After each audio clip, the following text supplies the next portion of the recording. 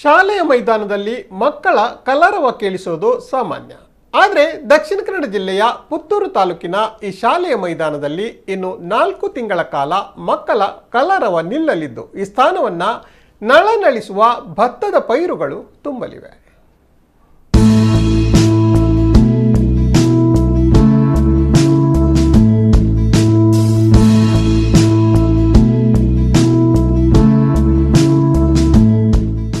ರಾಜ್ಯದಲ್ಲೇ ಮೊದಲ ಬಾರಿಗೆ ಈ ಪ್ರಯತ್ನವನ್ನ ಇಲ್ಲಿ ಮಾಡಲಾಗಿದೆ.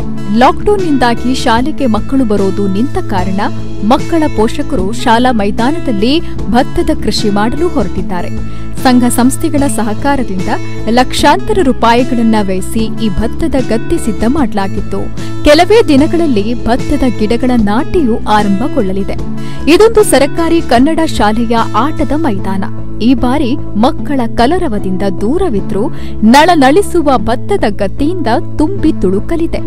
ದಕ್ಷಿಣ ಕನ್ನಡ ಜಿಲ್ಲೆಯ ಪುತ್ತೂರು ತಾಲೂಕಿನ ಕುಂಬ್ರಾ ಕರ್ನಾಟಕ ಪಬ್ಲಿಕ್ ಸ್ಕೂಲ್ನಲ್ಲಿ ಈ ವಿಶೇಷ ಪ್ರಯತ್ನಕ್ಕೆ ಮುನ್ನುಡಿ ಬರೆಯಲಾಗಿದೆ. ಒಂದು ಕಾಲದಲ್ಲಿ ಭತ್ತದ ಕೃಷಿಯ ಆಡುಂಬೋಲವಾಗಿದ್ದ ದಕ್ಷಿಣ ಕನ್ನಡ ಜಿಲ್ಲೆ ಇತ್ತೀಚಿನ ದಶಕಗಳಲ್ಲಿ ಅಡಕೆ, ರಬ್ಬರ್ ಬೆಳೆಗಳತ್ತ ವಾಲಿದ ಪರಿಣಾಮ ಭತ್ತದ ಬೇಸಾಯ ನೀರವ ಮೌನಕ್ಕೆ ತಾಳಿತ್ತು. ಈ ಬಾರಿ ಮಾತ್ರ ದಕ್ಷಿಣ ಕನ್ನಡ ಜಿಲ್ಲಾ ಉಸ್ತುವಾರಿ ಸಚಿವ ಕೋಟಾ ಶ್ರೀನಿವಾಸ್ ಪೂಜಾರಿ ಕರೆಯಂತೆ ಬಂಜರು ಗದ್ದೆಗಳಿಗೆ ಜೀವ ನೀಡುವ ಕಾರ್ಯ ಸಮರೋಪಾದಿಯಲ್ಲಿ ನಡೆದಿದೆ.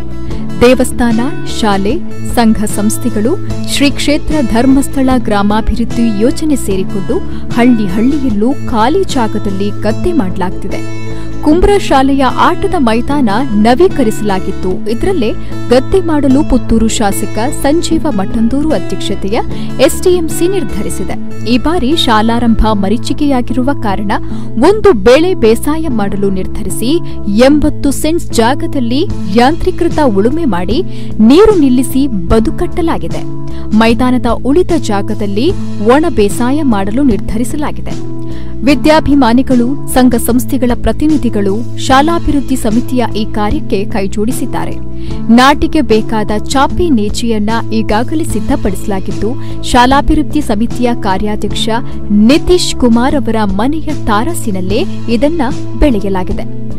ಶ್ರೀ ಕ್ಷೇತ್ರ ಧರ್ಮಸ್ಥಳ ಗ್ರಾಮಾಭಿವೃದ್ಧಿ ಯೋಜನೆಯ ಮುತುವರ್ಜಿಯಿಂದ ಶಾಲಾ ಮೈದಾನದಲ್ಲಿ ಭತ್ತದ ಬೇಸಾಯ ಮಾಡುವ ಕಾರ್ಯ ಯಾವುದೇ ವಿಘ್ನವಿಲ್ಲದೆ ನಡೆದಿದೆ.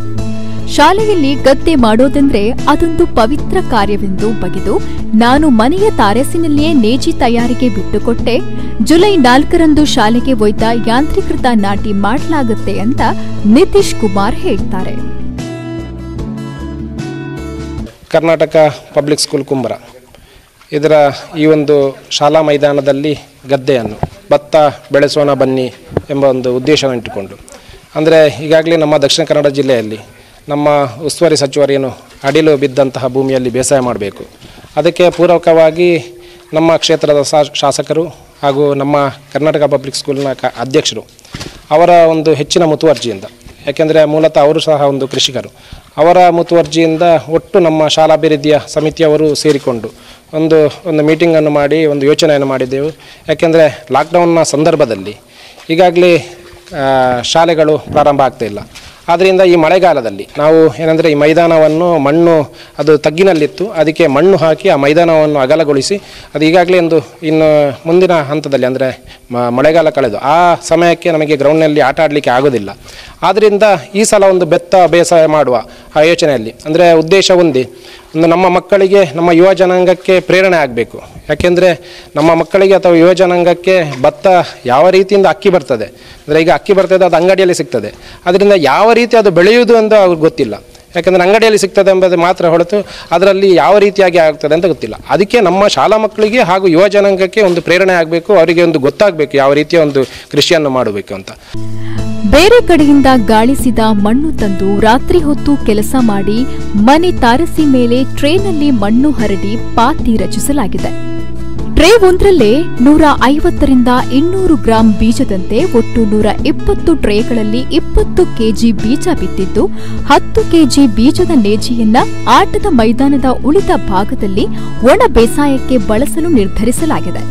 ಪ್ರಗತಿಪರ ಕೃಷಿಕ ಮರಕ್ಕೂರು ನಾರ್ನಪ್ಪ ಸಾಲಿಯಾನ್ ಎನ್ನುವವರು ಇದಕ್ಕೆಂದೇ 30 ಕೆಜಿ ಬಿತ್ತನೆ ಬೀಜ ಉಚಿತವಾಗಿ ನೀಡಿದ್ದು, ಉಳಿದ ಗ್ರಾಮಸ್ಥರು ಎಲ್ಲಾ ರೀತಿಯಿಂದಲೂ ಸಹಕರಿಸಿದ್ದಾರೆ. ಕೂಲಿ ಕೊಟ್ಟು ಮಾಡುವುದಾದ್ರೆ ಈ ಕೆಲಸಕ್ಕೆ ಸುಮಾರು 8 ಲಕ್ಷದಷ್ಟು ವೆಚ್ಚ ತಗುಲ್ತಾ ಇತ್ತು. ಆದರೆ ಹಲವು ದಾನಿಗಳ ಸಹಕಾರದಿಂದ ಶಾಲಾ ಮೈದಾನ ಇದೀಗ ಗದ್ದೆಯಾಗಿ ಪರಿವರ್ತಿತವಾಗಿದೆ.